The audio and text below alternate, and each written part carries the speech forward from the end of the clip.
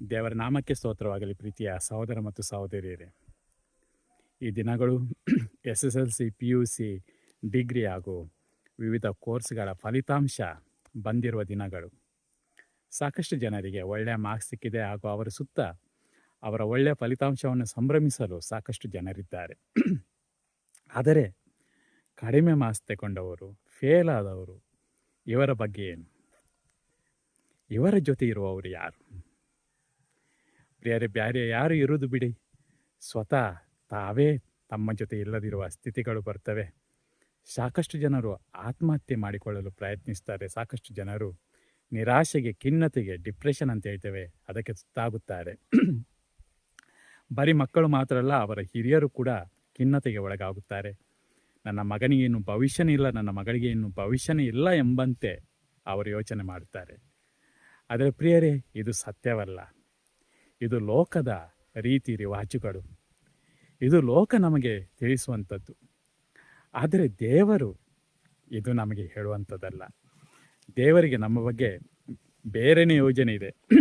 ಕೀರ್ತನೆ 144 ವಾಕ್ಯ 15ರಲ್ಲಿ ನಾವು ಹೀಗೆಂದು ಓದುತ್ತೇವೆ: ಎತ್ತುವನಾಥ ಬಿದ್ದವರನ್ನೆಲ್ಲ, ಎತ್ತುವನಾಥ, ಆತ ಎತ್ತುವನು ಬಿದ್ದವರನ್ನೆಲ್ಲ, ಉದ್ಧರಿಪನು ಕುಗ್ಗಿದವರನ್ನೆಲ್ಲ.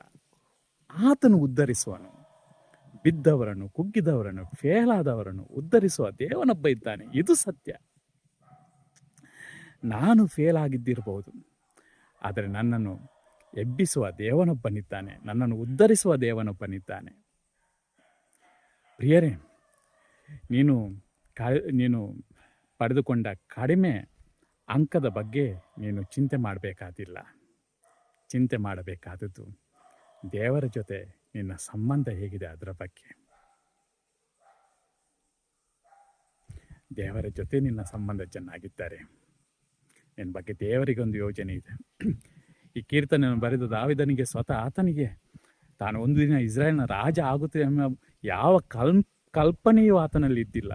ಯಾಕಂದರೆ ಅವ ಒಬ್ಬ ಕುರುಬ ಹುಡುಗನಾಗಿದ್ದ. ಎಷ್ಟರ ಮಟ್ಟಿಗೆ ಅಂದರೆ, ಜೆಸ್ಸೆ ಮನೆಗೆ ಪ್ರವಾದಿಯು ರಾಜನಾಗುವ ಹುಡುಗನನ್ನು ಹುಡುಕೊಂಡು ಬರುವಾಗ ದಾವೀದನೆಂಬವನು ಮರೆತೇ ಹೋಗಿದ್ದ. ಯಾಕಂದರೆ ಆತ ಚಿಕ್ಕವನಾಗಿದ್ದ. ಆದರೆ ಪ್ರಿಯರೇ, ದೇವರ ಮನಸ್ಸಲ್ಲಿ ದಾವೀದನಿದ್ದ. ಜನ್ಮ ಕೊಟ್ಟ ತಂದೆಗೂ ದಾವೀದನ ಬಗ್ಗೆ ಕಲ್ಪನೆ ಇದ್ದಿಲ್ಲ, ಆದರೆ ದೇವರಿಗೆ ದಾವೀದನ ಬಗ್ಗೆ ಯೋಚನೆ ಇತ್ತು. ಪ್ರಿಯ ಮಗುವೆ, ನಿನ್ನ ರಿಸಲ್ಟ್ ಕಮ್ಮಿ ಇದ್ದಿರಬಹುದು, ಆದರೆ